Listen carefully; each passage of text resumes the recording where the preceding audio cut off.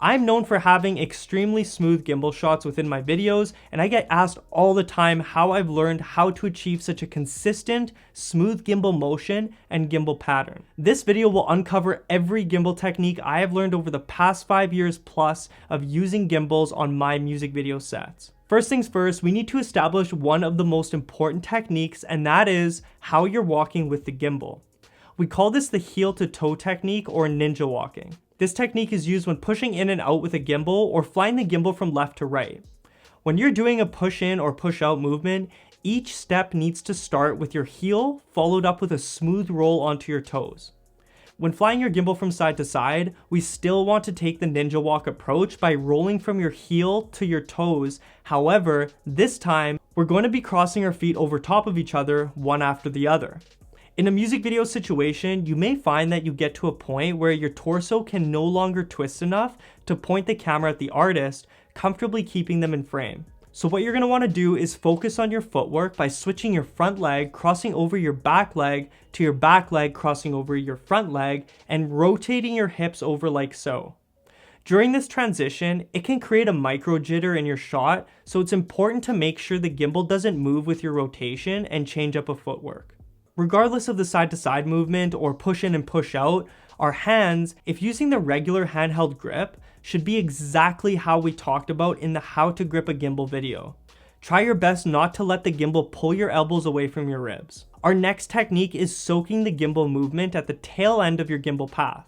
For a push in and push out movement, I see this time and time again in gimbal shots where the operator will get to the tail end of their movement and quickly pull back on the gimbal or push forward with the gimbal, which creates a noticeable jerk in the gimbal's movement.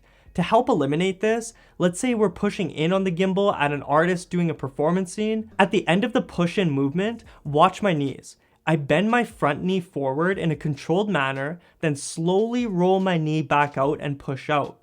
This soaking of the knee should be a maximum of 1 second. When flying from side to side, I do the exact same thing.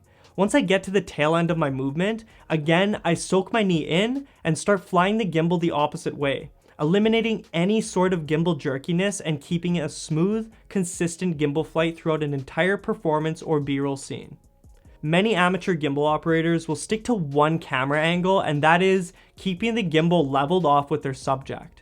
This is an effective movement, however, this very simple trick in my opinion is what sets my gimbal movements apart from the beginners, and that is slightly pointing the gimbal up at your subject.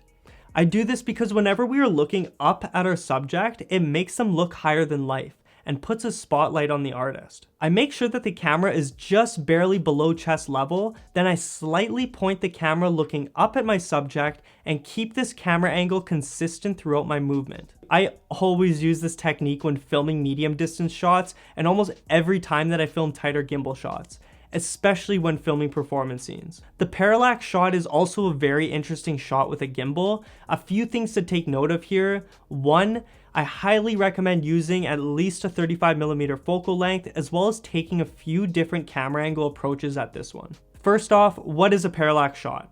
A parallax shot is when we're circling around the artist a consistent 360 degrees around the artist while they're doing a performance scene.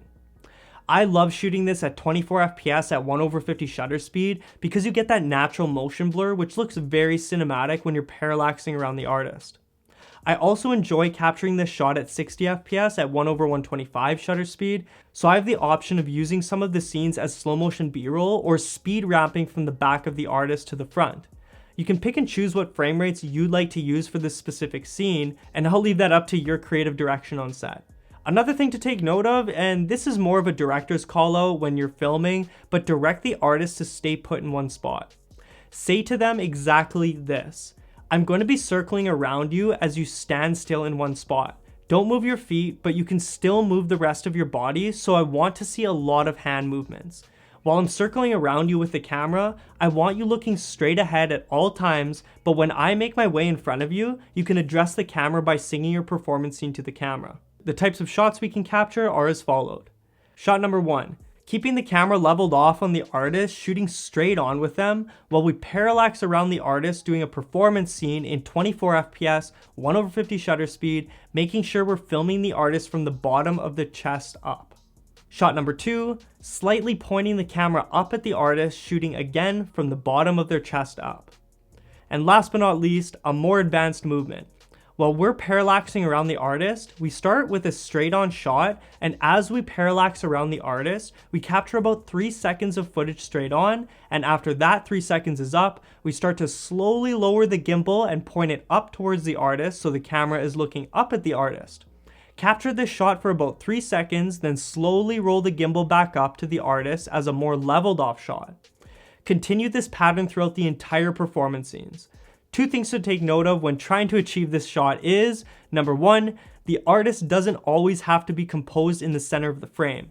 We can go that route, which I've done plenty of times. However, as we parallax around the artist, we can play around with where their head is composed in the frame. We can start the movement with their head in the middle of the frame. As we pan for 6 seconds, we can slowly move the composition of his head to the left thirds of the frame. As we spend 6 seconds at this composition, we can slowly put the artist's head composition in the right thirds of the frame, etc. You don't need a consistent composition swap of the artist's head. You can be as creative as you want to be when it comes to this shot. Again, always ninja walking, and because we are circling around the artist, we'll be taking the side to side ninja walk approach.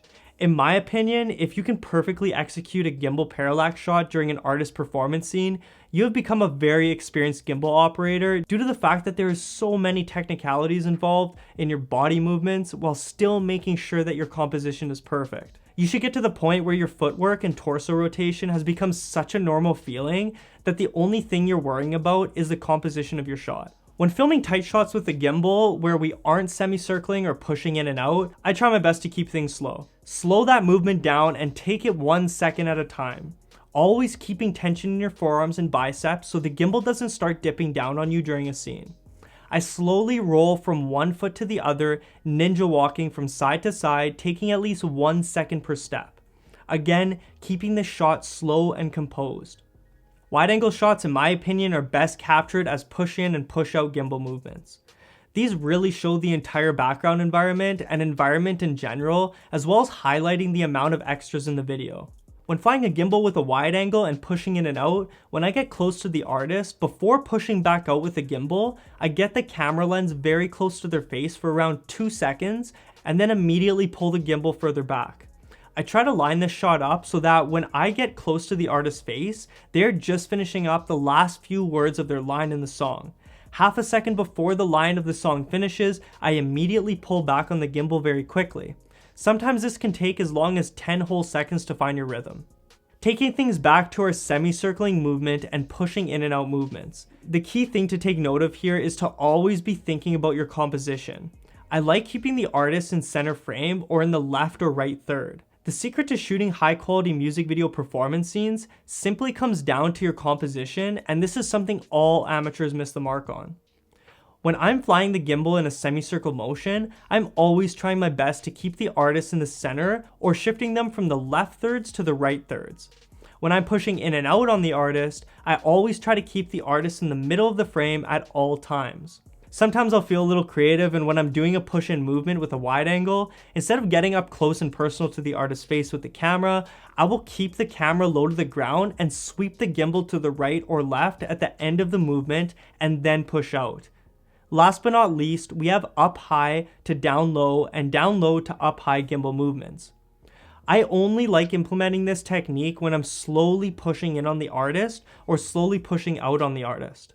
I make sure to start by taking about 15 steps back from the artist and starting with the gimbal up high so the camera is higher than the artist's head but pointing down on them. As I push in, I slowly bring the gimbal below my chest height while slowly rotating the gimbal slightly upwards at the artist and continue pushing in slowly. As I back out from the artist, I rotate the gimbal back out to a straight on shot and make my way to holding the gimbal back above my head. This shot can be captured either walking straight up to the artist or taking the path of walking parallel to the artist. Our arm placement is key for this type of shot. We want to think of your elbows as mechanical hinges that don't have any play. Tightening your upper back and biceps while you lift the gimbal at the highest position and keeping your elbows tucked rather than having them pointing outwards too much. This will ensure a smooth gimbal flight pattern and create consistency in your shot, so most importantly, your shot is smooth throughout the entire scene and makes for a reliable shot to cut to at any point in time in your edit. That wraps up our gimbal operating technique video, giving you all of the sauce when it comes to my gimbal movements. When you have mastered every single one of these techniques, these gimbal techniques will not only outperform your competition's gimbal operating skills, but will also carry over into all other genres of film. Whether you film event recap videos, fitness videos, wedding films, real estate videos, these techniques go hand in hand with all of the movements needed for the majority of other genres of filmmaking. We'll see you in the next video.